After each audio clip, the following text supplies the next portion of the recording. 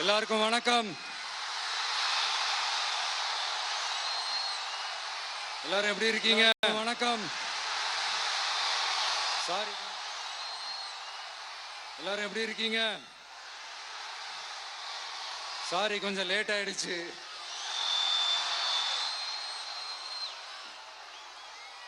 திருச்சியில காலையில பேசினப்போ அங்க ஒரு மைக் ப்ராப்ளம் இருந்தது.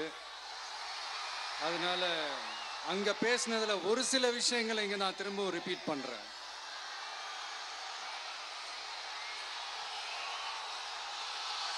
அந்த காலத்துல போருக்கு போறதுக்கு முன்னாடி போர்ல ஜெயிக்கிறதுக்காக குலதெய்வம் கோயிலுக்கு போய் சாமியை கும்பிட்டு தான் போருக்கு போவாங்களாம். அந்த மாதிரி அடுத்த வருஷம் நடக்க போற ஜனநாயக போருக்கு தயாராகிறதுக்கு முன்னாடி நம்ம மக்களை அதாங்க உங்க எல்லாரையும் பார்த்துட்டு போலான்னு வந்திருக்கிறேன். இங்க என்ன பார்க்க வந்திருக்கிற என்னுடைய அம்மாக்கள், அக்கா தங்கைகள், அண்ணன் தம்பிகள், நண்பர்கள், நண்பிகள், உங்க எல்லாரையும் பார்க்கும்போது மனசுக்குள்ள ஒன்னே ஒண்ணுதான் தோணுது. உங்களோட இந்த அன்புக்காக எவ்வளவு பெரிய உயரத்தையும், எவ்வளவு பெரிய வருமானத்தையும், எவ்வளவு பெரிய வசதியையும் தூக்கி எறிஞ்சிட்டு வரலாங்க. உங்களோட இந்த அன்பை விட, இந்த பாசத்தை விட, உங்களை விட எனக்கு இந்த உலகத்துல வேற எதுவுமே பெருசா தெரியல. ஒரு சாதாரணமா இருந்த ஒரு விஜய இந்த உயரத்துல தூக்கி வச்சு கொண்டாடிக்கிட்டு இருக்கிறீங்க. உங்க வீட்டுல ஒருத்தனாவே ஆக்கிட்டீங்க, உங்க சொந்தக்காரனாவே ஆக்கிட்டீங்க. என்னங்க பெரிய பணம் வேணுங்கிற அளவுக்கு பார்த்தாச்சு. அரசியலுக்கு வந்துதான் நான் பணம் சம்பாதிக்கணுமா என்ன? அதுக்கு கொஞ்சம் கூட அவசியமே இல்லை.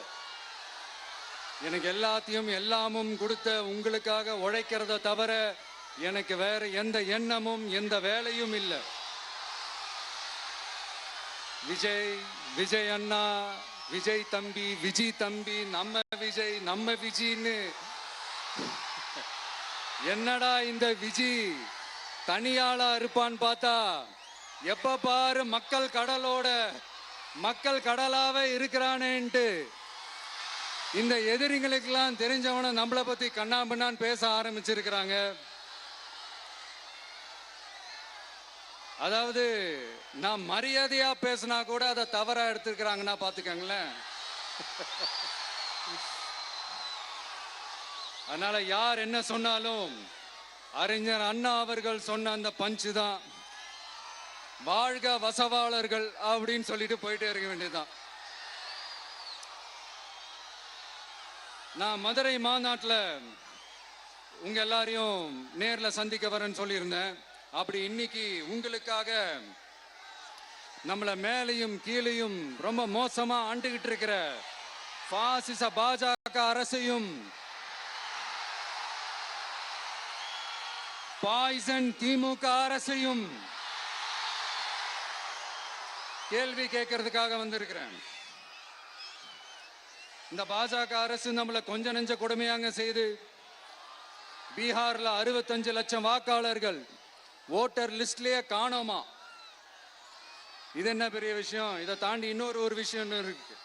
இந்த எதிரி கட்சிகள்லாம் ரொம்ப சிம்பிளா சொல்ற மாதிரி சொல்லணும்னா ஓட்டு திருட்டு. வீட்டு நம்பர் 0ன்னு போட்டெல்லாம் ஓட்டர் ஐடி கார்டு கொடுத்துருக்காங்கன்னா பாத்துக்காங்களேன். எவ்வளவு பெரிய ஒரு மோசமான வேலைகள்லாம் அவங்க செய்யறாங்கன்னு பாத்துக்கங்க. அடுத்து ஒன் நேஷன் ஒன் எலெக்ஷன், ஒரே நாடு ஒரே தேர்தல் 2029ல இவங்களோட ஆட்சி காலம் முடிய போகுதுன்றது எல்லாருக்குமே தெரிஞ்ச ஒரு விஷயம்தான். அதனால இந்த மாநில அரசுகள் எல்லாத்தையும் கலைச்சிட்டு எல்லாருக்கும் ஒட்டு மொத்தமா ஒரே நேரத்தில் தேர்தல் வைக்கிற ஒரு ஐடியா. அப்பதானே ஒரே நேரத்தில் இந்த தில்லு முள்ளு வேலைகள்லாம் ஈஸியா செய்ய முடியும். இதுக்கு பேர் என்னங்க? ஜனநாயக படுகொலை தானே. அடுத்து டீலிமிட்டேஷன், பார்லிமெண்ட் தொகுதிகள் மறுசீராய்வு. நம்ம சவுத் இந்தியாவை விட நார்த் இந்தியாவுக்கு அதிகமான பார்லிமெண்ட் தொகுதிகள் கிடைக்கிற மாதிரி ஒரு மோசடி வேலையை ஒன்று செஞ்சுக்கிட்டு இருக்கிறாங்க. இதைத்தான் டிவிகே முதலையே எதிர்த்தோம், இப்பவும் எதிர்க்கிறோம், இனிமேலும் எதிர்ப்போம். அதனால் இந்த SIR, one nation one election, delimitation இதெல்லாம் எதிர்கட்சிகளை அழிக்கிறதுக்காக ரொம்ப ரொம்ப முக்கியமா நம்ம சவுத் இந்தியாவோட அந்த பவரை குறைக்கிறதுக்காக செய்யப்படுற ஒரு மோசடி வேலைகள். இது ஒட்டுமொத்த இந்தியாவுக்கும் பாஜக அரசு செய்யற ஒரு துரோகம். சரி, பாஜக அரசு தான் நமக்கு துரோகம் செய்யறாங்கன்னு பார்த்தா இங்க திமுக அரசு நம்மள நம்ப வச்சு ஏமாத்திக்கிட்டு இருக்கிறாங்க.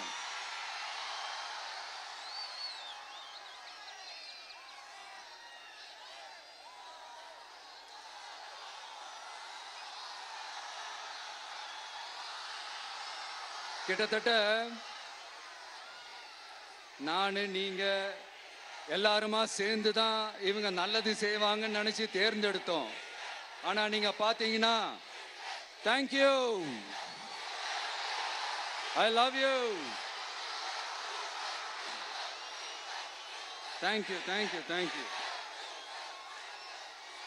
நீங்க பாத்தீங்கன்னா ஒரு 505 தேர்தல் வாக்குறுதிகளை நமக்கு தமிழ்நாட்டு மக்களுக்கு கொடுத்தாங்க. அதுல எத்தனை வாக்குறுதிகளை இந்த திமுக கவர்மெண்ட் நிறைவேற்றிருக்கு? முக்காவாசி வாக்குறுதிகளை கூட நிறைவேற்றாம எல்லாத்தையும் நிறைவேற்றிட்டோம் இப்படி கொஞ்சம் கூட மனசாட்சியே இல்லாம இப்படி கதை விடுறீங்களே மைடியர். வேணாம் வேணாம் வேணாம் வேணாம். உங்களுக்கு தான் ஆசையா பாசமா கூப்பிட்டா பிடிக்க மாட்டேங்குது. இப்படி கதை விடுறீங்களே மை டியர் சிஎம் சார்.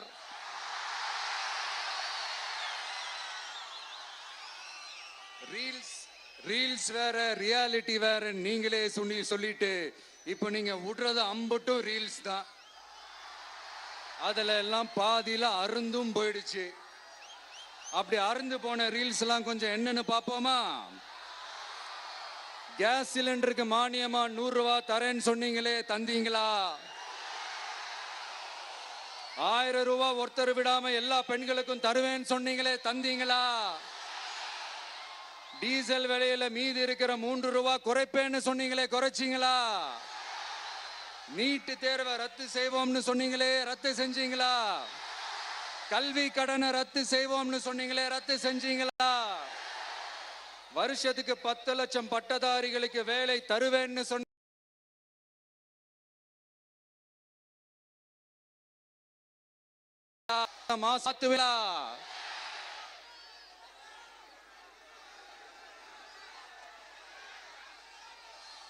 மீனவர்களை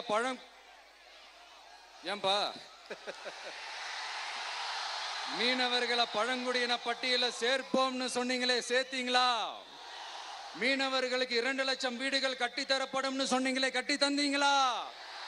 அனைத்து மீனவ கிராமங்களிலும் மீன் உலர்த்தும் தளம் அமைக்கப்படும் சொன்னீங்களே, அமைச்சு கொடுத்தீங்களா?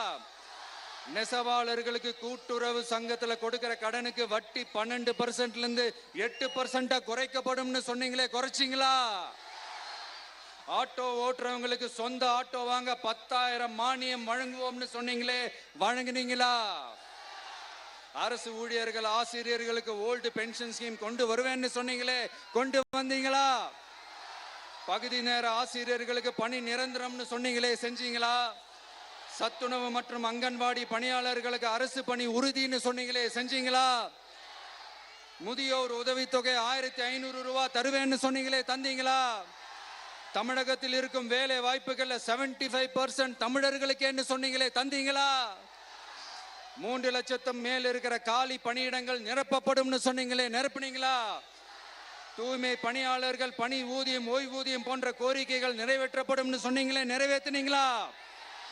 மக்கள் நல பணியாளர்களாக 25,000 பெண்கள் நியமிக்கப்படுவார்கள் சொன்னீங்களே, நியமிச்சீங்களா?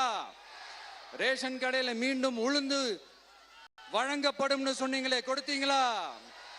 அனைத்து அரசு வேலை வாய்ப்புகளிலும் பெண்களுக்கு 40% முன்னுரிமை வழங்கப்படும் சொன்னீங்களே, கொடுத்தீங்களா? 35 வயதுக்கும் மேற்பட்ட திருமணமாகாத ஆதரவற்ற பெண்களுக்கு கல்வி தகுதிக்கு ஏற்ப அரசு வேலை வழங்கப்படும் சொன்னீங்களே, வழங்கினீங்களா?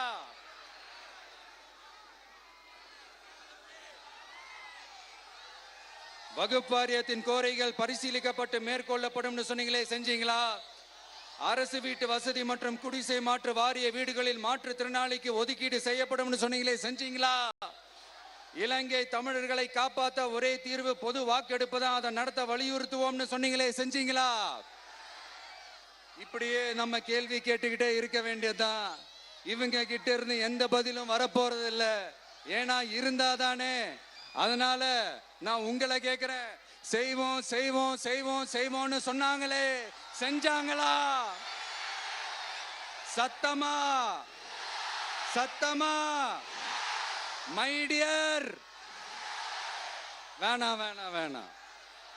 அப்படி கூப்பிட்டா, ஆசையா பாசமா கூப்பிட்டா அவங்களுக்கு பிடிக்க மாட்டேங்குது. அதனால கேக்குதா மை டியர் சிஎம் சார்? அவங்க பண்றது துரோகம்னா நீங்க பண்றது நம்பிக்கை மோசடி. இது ரெண்டுமே ஒண்ணுதான், ரெண்டுமே ஏமாத்து வேலை தான். இது ரெண்டுமே ஜனநாயக குற்றம் தான். இப்படி ஏமாத்துறதுல இவங்க ரெண்டு பேருமே ஒரே வகைரா தான்.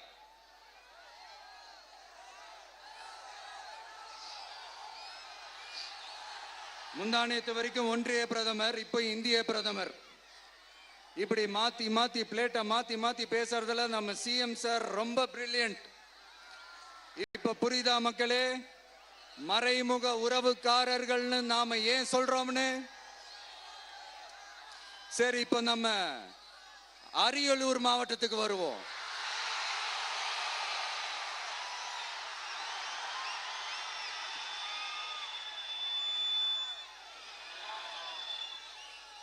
தமிழகத்தோட வறட்சியான மாவட்டங்கள முதல் வரிசையில காலங்காலமா இருக்கிற மாவட்டம் தான் நம்ம அரியலூர் மாவட்டம். சிமெண்ட் உற்பத்தியும் முந்திரி உற்பத்தியும் நடக்குது. பட்டாசு தொழிலும் கொஞ்சம் நடக்குது. ஆனா இங்க இருக்கிற இந்த தொழிலையாவது மேம்படுத்தலாம்னு இந்த கவர்மெண்ட் ஏதாவது யோசிக்குதான்னு கேட்டா ஜீரோ தான். சிமெண்ட் ஆலைகளால ஏற்படுற மாசுபாட்டுல இருந்து மக்களை பாதுகாக்க என்ன நடவடிக்கை எடுக்கப்பட்டிருக்குன்னு தெரியல. யுனெஸ்கோவோட உலக மரபு சின்னமாக அறிவிக்கப்பட்ட கங்கை கொண்ட சோழபுரம் கோயிலை முறையாக பராமரிக்கணும். ஜெயங்கொண்டத்தில் ராஜேந்திர சோழனுக்கு மணிமண்டபம் அமைக்கலையே ஏன்?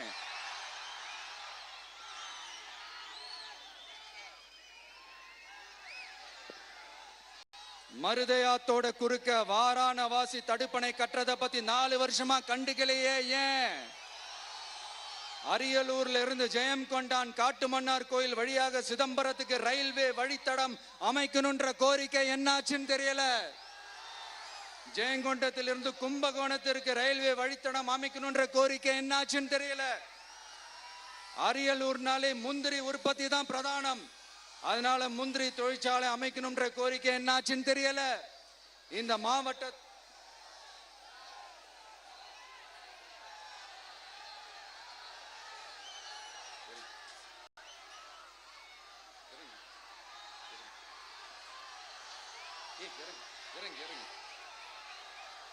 தம்பி இறங்கு, தம்பி இறங்கு, ப்ளீஸ் ப்ளீஸ் ப்ளீஸ் இறங்கு. சரி இறங்குப்பா ப்ளீஸ். அண்ணா அது சாஞ்சி போயிடுச்சுண்ணா, இறங்க சொல்லிருங்கண்ணா. விஜயண்ணா சாஞ்சி போச்சுண்ணா, அது இறங்க சொல்லிருங்கண்ணா.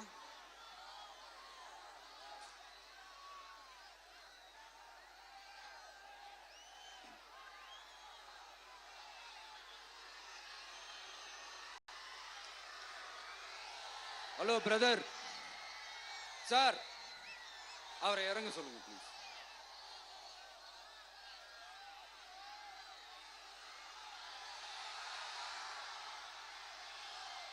இந்த மாவட்டத்தை சேர்ந்தவர் போக்குவரத்து அமைச்சராக இருந்தும் போதுமான பேருந்து வசதி இல்லையே ஏன்? என்னடா இவன் வந்ததுல இருந்து கேள்வியா கேட்கிறான். இவன் வந்தா என்ன செய்வான்னு கேக்குறீங்க அதானே? தீர்வை நோக்கி போறதும் தீர்வை காண்றதும் மட்டும்தான் நம்ம டிவிக்கோட லட்சியமே. நம்மளோட தேர்தல் அறிக்கையில இதுக்கான விளக்கத்தை ரொம்ப தெளிவா சொல்லுவோம். ஆனா அதுக்கு முன்னாடி அதை செய்வோம் இதை செய்வோம் இந்த பொய்யான வாக்குறுதிகள்லாம் எப்பவுமே கொடுக்க மாட்டோம். எது நடைக்கு சாத்தியமோ எது உண்மையோ அதை மட்டும்தான் கொடுப்போம். ஆனா அட் த சேம் டைம் மருத்துவம், குடிநீர், ரேஷன், கல்வி, அடிப்படை சாலை வசதி, மின்சாரம், இந்த மாதிரி அடிப்படை விஷயங்கள்ல நோ காம்ப்ரமைஸ். பெண்கள் பாதுகாப்புல, சட்டம் ஒழுங்கு பாதுகாக்கிறதுல நோ காம்ப்ரமைஸ். சிம்பிளா நம்மளுடைய விஷன் என்னன்னு சொல்லணும்னா, ஏழ்மை வறுமை இல்லாத தமிழகம், குடும்ப ஆதிக்கம் இல்லாத தமிழகம், ஊழல் இல்லாத தமிழகம், உண்மையான மக்களாட்சி, மனசாட்சி உள்ள மக்களாட்சி. கான்பிடண்டா இருங்க, நல்லதே நடக்கும், வெற்றி நிச்சயம். மீண்டும் சந்திக்கும் வரை நன்றி, வணக்கம்.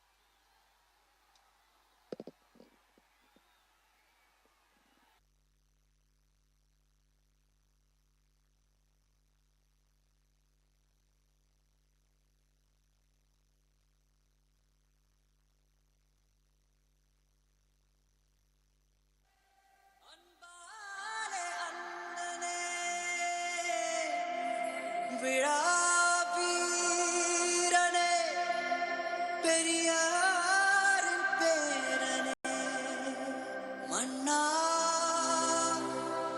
மன்னா எங்க உரிமையின் காவல்.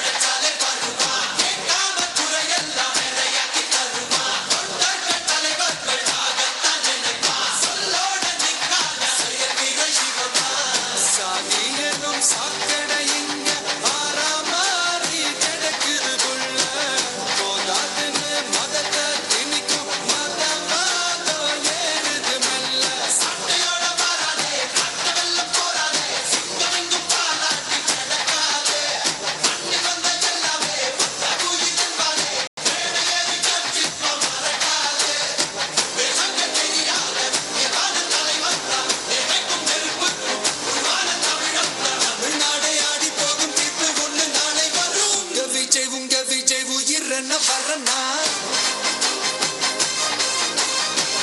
விஜய் உங்க விஜய் எளியவன் குரல்னா விஜய் உங்க விஜய் தனியா இல்ல கடல்னா விஜய் உங்க விஜய் எளியவன் குரல்னா விஜய் உங்க விஜய் தனியா இல்ல கடல்னா மக்கள் தானே மன்னர்களே உனக்கு காட்ட வரனா